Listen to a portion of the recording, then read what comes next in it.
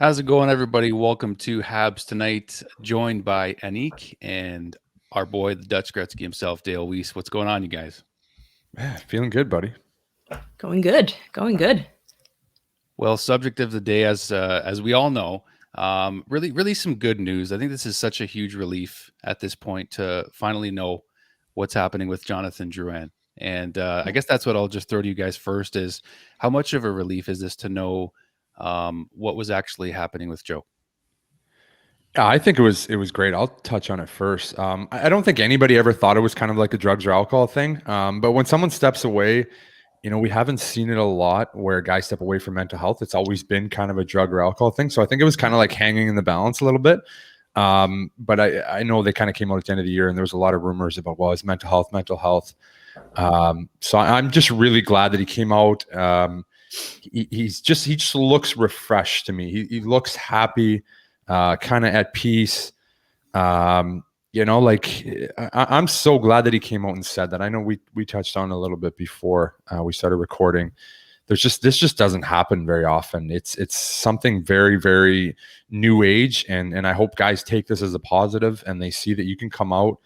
And you're not going to be, hated on. People will understand. People will support you. Even you'll find more love for coming out and saying you have some difficulties. So I'm really happy, for Joe, and I'm excited to see what he can do this year. Yeah, I think it's like you said, it's a relief to know it wasn't anything. I don't want to say more serious. Obviously, it's serious, but drug or alcohol. So tons of rumors. I think the media blew it out of proportion too, which obviously enticed the rumors, but nothing new in Montreal, obviously. He looks healthy. He's gained a bit of weight. Like Drew said before we started recording, he looks like the day he came to Montreal. Mm-hmm. He looks pumped to play. He looks excited. I don't think there's going to be as much pressure. He's just going to play the game and see what happens, right? I think it's a good situation, right? He's there. I don't think there is pressure. I love the way you say that because I don't think there really is pressure on him anymore. Yeah, he had pressure last year. He was a ton of pressure on him to score. Now I think, when you take some time away and you remove yourself and, the pieces they've added around him, I don't think that pressure is there for him anymore, which I hope he feels, and he can just go out and kind of play and just enjoy it, right? That's it. He has to just go out and play. Like Annik and I were texting yesterday about it, and that's all he has to do now. And it's funny you mentioned how he reminded me of how he looked when he first had that first press conference with Berge. He's got the same haircut, just looks like the same new and excited guy to come be a part of the Montreal Canadiens. Like it feels like we just signed him again. Like it's like a new player is coming, and I think a new player is coming, and there's been so much talk over the years about this player. He's such a polarizing figure in Montreal. I mean, Montreal loves their French players, right? And this is kind of like a bit of a bunny trail, but it was Guy Lafleur's birthday the other day. And I was thinking, like, has there been a player that Montreal fans have been so excited and expectant of since a guy like Guy Lafleur? Like Jonathan Drouin has just been, it's like you're just waiting for this rush of, the best hockey you've seen out of him. And I think we might get that. Yeah.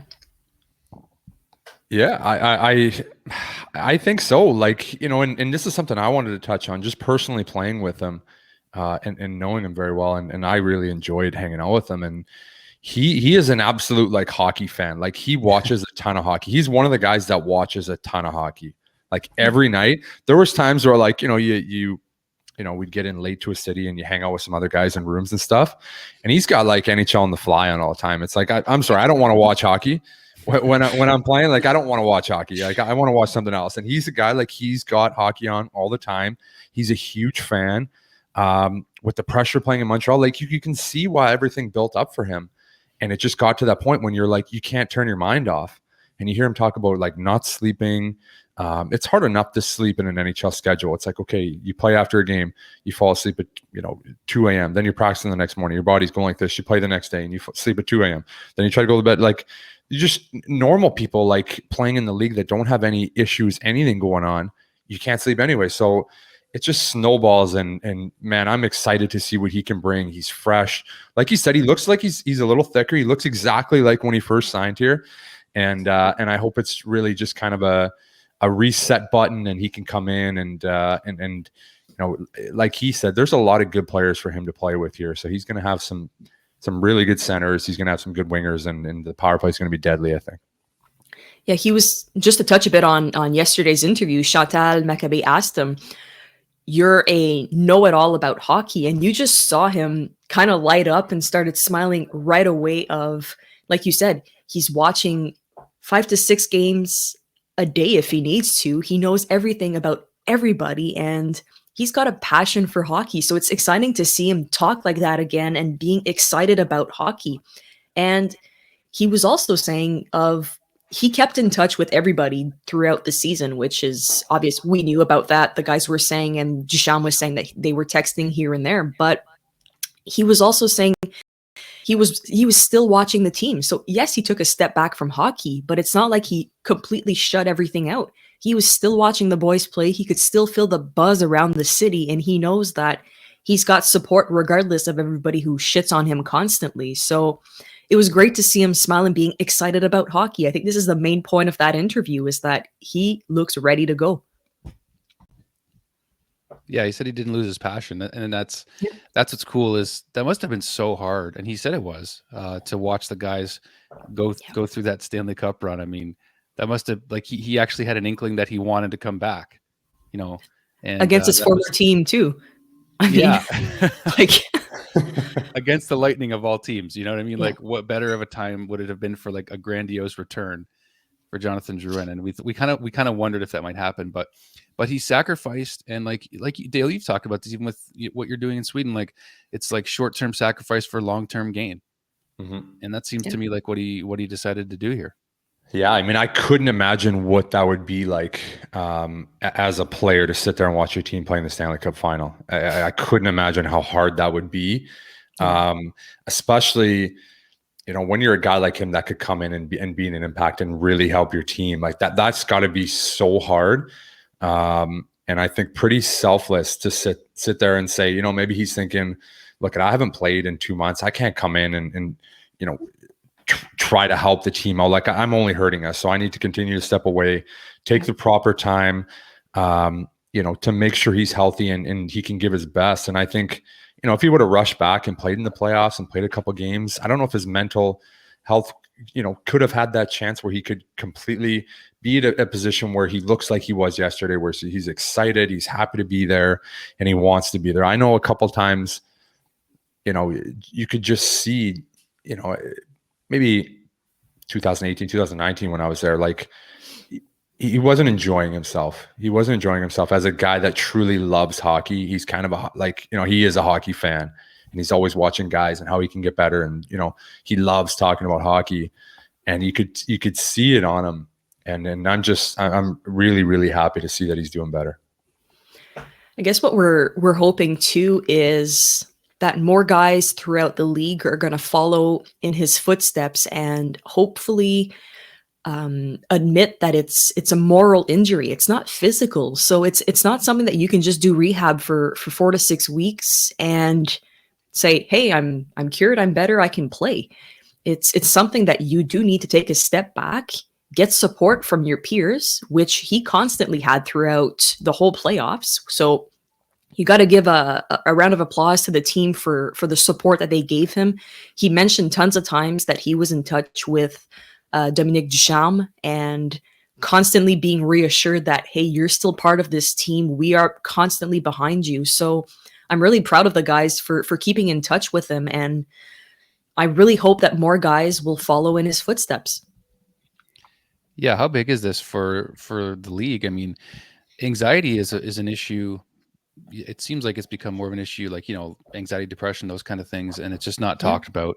And it's just like an issue that society in general deals with, and you have to think other players too. So you wonder if this is again opening doors for other guys just to say, hey, listen, I need some help too, and this could be big for a lot of other people. I'm trying to think of other guys that have, kind of been in a similar situation. I honestly can't think of very many. I think it takes so much courage to do that, especially in the hockey world. The hockey world is light years behind, reality and in, admitting emotional and mental health problems. And I just think it's great for a guy to do this, to come out and admit he had a problem, and it wasn't drugs and alcohol. And it was just, he needed some time off. I just think we talk about it a ton on the show, and it's my favorite thing to talk about is like, there's such a personal side to hockey that people don't see. And I just think, it's unfortunate that somebody had to go through a situation that got this bad, but you can take the positive and everything in life, and you can use this, and everybody can see that, like, hey, maybe I shouldn't, chirp this guy at the restaurant, or maybe I shouldn't be ripping this guy on Instagram or Twitter all the time, and try to see some positive in things, because you can affect people. And I'm hoping that that's what people see out of this. Yeah, very well said. Well, yeah, we know that we try to be like a different side of the media here, right? I mean, Dale, you're teammates with a lot of the guys that we talk about, or were teammates, and you have seen the personal side more so than anybody else, because you've been in the locker room with these guys on a day-to-day basis. And you just said it there that, he wasn't enjoying himself, and you could just tell, you can just see it. You can see it on the ice. You saw different versions of him, and like, it's not fun to see it just as a fan. And I can't imagine like he was saying yesterday that he wasn't on social media. He took a break, basically a step back from hockey and from life. So he's saying that he's not on social media reading anything. But think about, I guess I'm going to put it for his family, his girlfriend, his parents, anybody else who's on social media. Like, Dale, I guess you would know, you have Lauren that's on social, so she probably sees tons of stuff that's probably said about you, and it's got to have an impact on the family, right? Oh, for sure. For sure. And even if you're not reading it personally, for some reason, even your best friends feel the need to bring it up to you sometimes. And it's like, man, do you think I want to hear that? And it happens all the time. And they're not even doing it in a hurtful way, but it's just like, some of your friends are like, they need to tell you this. They want you to know what people are saying about you because they care about you. But it's like, it's kind of hindering you in that sense. So, I couldn't imagine what it would have been like for him the last couple of years in Montreal to do anything. Pressure. And I know he's a private guy, and he didn't go out, like he didn't go out for dinners a lot. Like he was trying to stay private, and because of situations like that where you go out and the guy's like, well, why haven't you scored in 5 games, Joe? Like just junk like that just is so ridiculous. So I'm really hoping that situations like this open people's eyes a little bit and see that there's hockey's 1 hour a day, and there's 23 hours that they're people. So I'm really hoping that's what this situation brings. And I really hope he comes back and just smashes it and plays so well. And it's just like, when I think of like Joe at the best top of his game, when he's playing, like he's so impactful every shift. Like the first, 20 games in 2019, like he was every single shift. He was the best player. Every single shift, he was dynamite. Like he was so dangerous. And I think when you throw in the other things, and just when he can get back to just playing, I look at the line mates he's going to play with too. Like he's going to play with some good centers there. I don't know where you want to play him. You want to play him on Zooks, whatever you want to do. I'd like to see him with Cole and Zooks. I think that'd be a pretty deadly line. Yeah, I think it was months ago before he took his leave of absence. We're waiting for Cole to come in, and then see Suzuki, Drew, and Cole together, and then Drew had to go do his thing. But now that opportunity's there again, so you have to think it's either with those two guys, or Christian Dvorak mentioned he wants a guy who carries the puck, and Drouin is that guy. So it could be either of those two centers, maybe. He's a playmaker, right? So can you imagine Cole's, like Drew and I were talking about this before we started recording, like Caufield's a finisher. Can you imagine having Drew and even Suzuki as a playmaker for Cauffield? Like, let's say on the first line. Yeah. That could be a killer first line. That could be a deadly line. And Nick is so good at both ends of the ice. I think it makes up for the fact that you can let Joe and Cole run a little bit. Like, let him get creative. Let him be offensive. You're going to give up some chances with that line. There's no doubt about it. Sure. But I think Nick is so good. I think you take the positives with the negative on that line. I think they create a lot more than they give up. So I think it would be a dangerous line. I would love to see it. I'm really interested to see the line combos. Yeah, it was good again to hear him say too, like he just wants to have fun again. I mean, like, just to get, he didn't lose his passion for the game, and playing with players like this, guys who, Suzuki's, I'd love to see him on the All-Star team one day. Like, I think he has that potential, but even Joe, like you mentioned the creativity, right? I mean, he's so creative, and then Nick can be just as creative. Cole's a finisher. So if that line does work out, that's going to be a heck of a lot of fun to watch. Oh yeah. You got to get some guys that can think the game with Joe too. Joe thinks the game on a different level. And I mean that in a way, like he's smarter than a lot of guys, the way he plays offensively, but you need some guys that can play with you. We saw it a little bit in the bubble when him and Nick played together, and they were dynamite. And Nick, again, his hockey IQ is incredible. And people are always like, wow, what is hockey IQ? What is hockey IQ? And it's just like, guys like that just think the game on a different level. Like, you just can't put some guys with Joe. The line's They're already five steps ahead. They're 5 steps ahead. He can't read off you can't read off him, and it's just not a good combo. So when he gets with some guys like Cole and Nick that can really think the game and can really be creative, man, it would be a dangerous line to play in the like, you don't want to play D against that line. That would be, man, they're gonna have heads turning, guys are gonna look stupid. Head on a swivel for that one. Yeah. You'd be like that, and then it's in the net. It's also like just anticipation. Like you can tell that those guys, all three of them, have that side of their game. They can anticipate, and you're seeing, several plays ahead, doing the whole Gretzky thing. Like tracking the puck. So that if that line does manifest and become a thing, it's going to be special. But in terms of what else we drew from the interview, no pun intended there. I was going to say that was really nice. That was very smooth. Came off the cuff, pretty guys. Smooth. Don't ask me how it happened, but it's just, I'm looking forward to seeing how this whole team gels now, and if Jonathan Drouin can really be a part of that. We were missing him so much. You realize in that Stanley Cup run, and you have to think. I mean, Nick talked about on the show how hungry it made him to want to get back to the finals as soon as possible. So when you see Joe seeing the Habs playing against his former team in the finals, and they don't quite get there, you have to think that's another huge piece of motivation for Drouin to come back and try to help the team get back there. He did, like he said on yesterday's interview, I have the quote right here. It was a great experience for the boys last year. I'm really happy to be back with the team, and the boys are going to be even hungrier to get back there. So you got to think that, especially for guys like Nick, Cole, anybody else, any young kids, Romanov, I can just think of just the experience of going that far into the playoffs. These boys are going to be hungry to get back on and get it that far. Nick said it. I got undressed, went back onto the bench, and watched them celebrate just to pump myself. Like, how savage is that? That's savage. That was the craziest thing of the whole. That's the craziest thing I've ever heard from any player. That's the best quote of that interview, is that he is mentally ready to just tear it up this year and get back to where he was. So you can't help it that Drew's going to have that same mentality of, I've been missing so much time on the ice. I need to get back and prove the type of player that I've been known to be all these years. Absolutely. And how about a full building? Like, I'm just speaking from my perspective. We were only allowed to have 700 people at our game here. And it was like, I was like so amped. I wasn't playing. I was so amped up just to see fans like clapping and cheering, like 700 people. Like, it's nothing, like a guy that hasn't played, like, you miss that. There's no way he doesn't miss that. And for all the things I say about all the haters in Montreal, there's a million times more positive and great fans.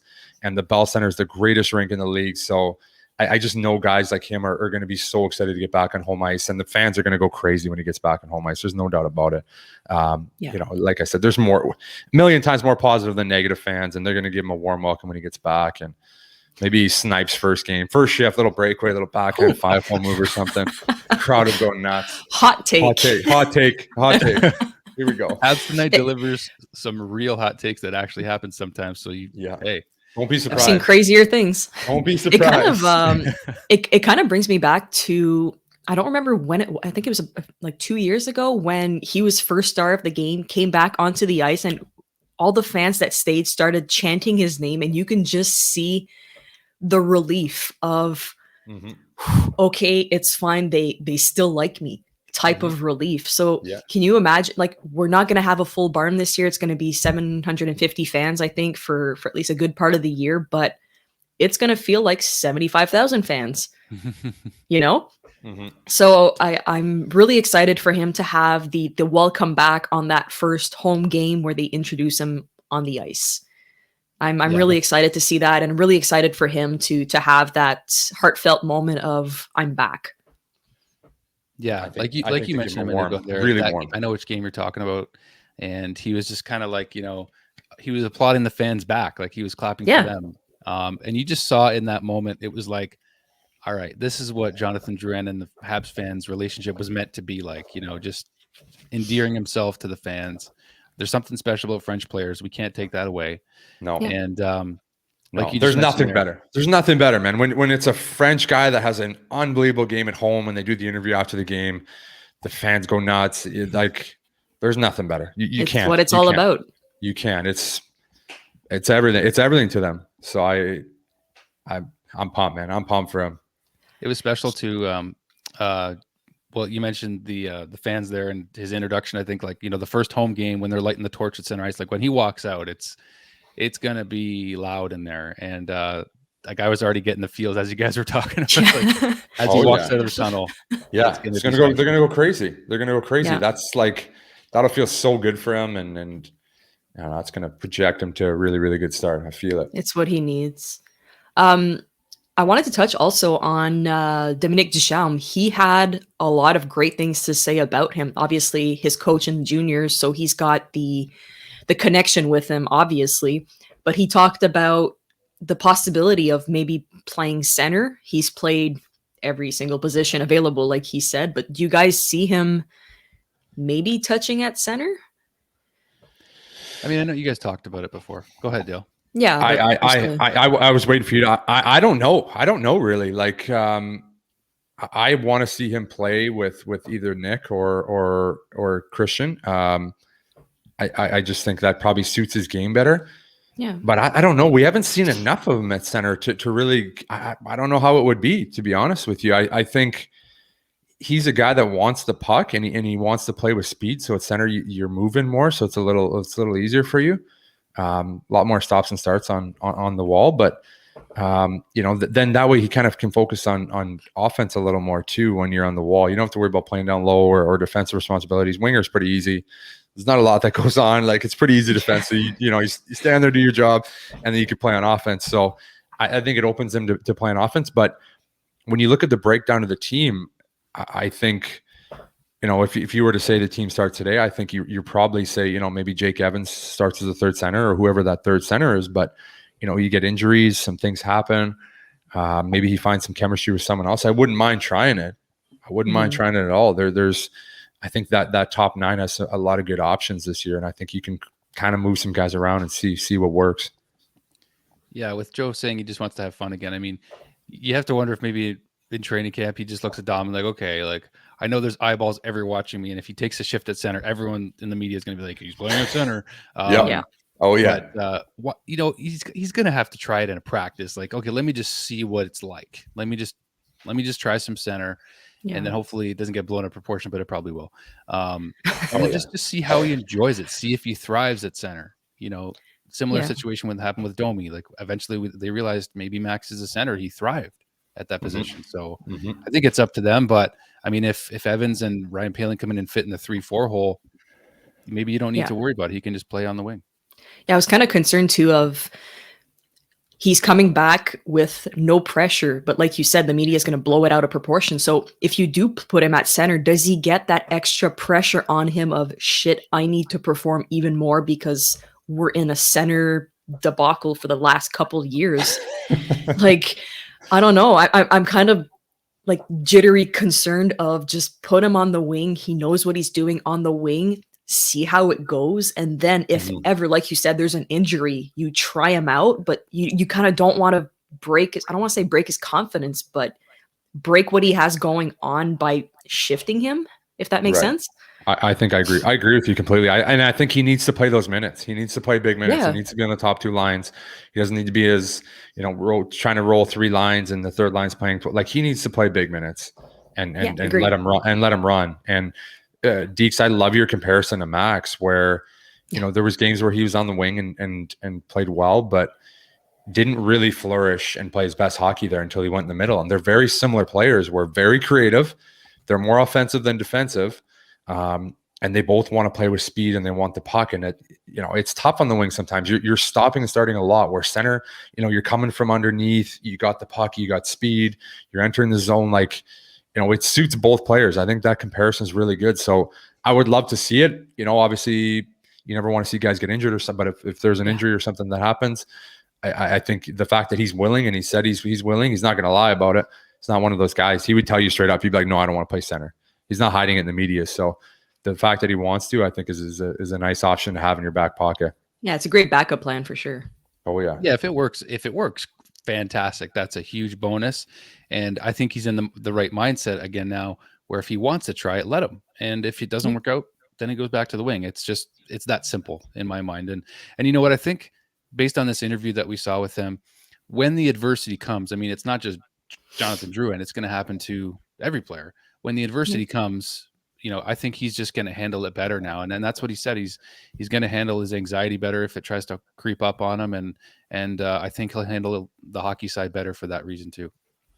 Yeah. Yeah. I think just knowing, right? Like knowing that it's not just, something's off. I don't feel good. I can't sleep. Like, just, he'll know the signs a little better now that he can manage them. I think that's key. Yeah. Whereas, maybe before he's like, well, I'm just tired. I didn't sleep well. He just shuts down. I'm exhausted. Yeah. And you don't really ever get an answer. So I think now that he knows the signs, he knows how to fix it and how to kind of taper it. Like you said, there's going to be some ups and downs. It's not going to like he's going to score every game and not have any slumps. Like, it's an 82 game schedule. Everyone goes through ups and downs, but having the lumps not as high and not as low and trying to manage those a little better, I think he'll have, at least he's got the tools now. So yeah, I think Drew and I were saying, like, we're not expecting him to score every game, and he's a playmaker, right? So if he can rack up some points and just do plays, rack up those assists, I'm more than happy with that.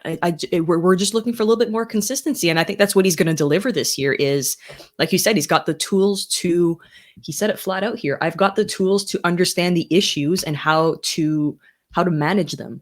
Mm-hmm. So really that's all you can hope for. And if he does need to step away again to fix them, I mean, now it's a moral issue. You can't just expect for somebody to be magically better. Mm-hmm. Once you shine light on an issue, like, it just takes everything out of the dark. I mean, it sounds kind of weird to say that, but like when you shine light on something like this, that's just unknown. Now it's known. It's like such a weight off, and he has to feel, for a guy that gets the attention that he does, a weight off now that he's made it public, because again, like, he kept it quiet for so long. Yeah, he's got to feel so much better about it. Just coming out and saying it, like, it's just gotta. I don't know what it feels like. I can't say I know what that's like, but it's just you figure it's got to. And I talked to a couple of guys that have been skating with him, and they say he looks great. So obviously, I think it's contributing to his game. Before we wrap up, kind of want to just touch as well on. He was asked, how do you feel about all the new guys and the new season coming up? So I guess not his biggest concern, but his the thing that's going to be worked on the most is the chemistry.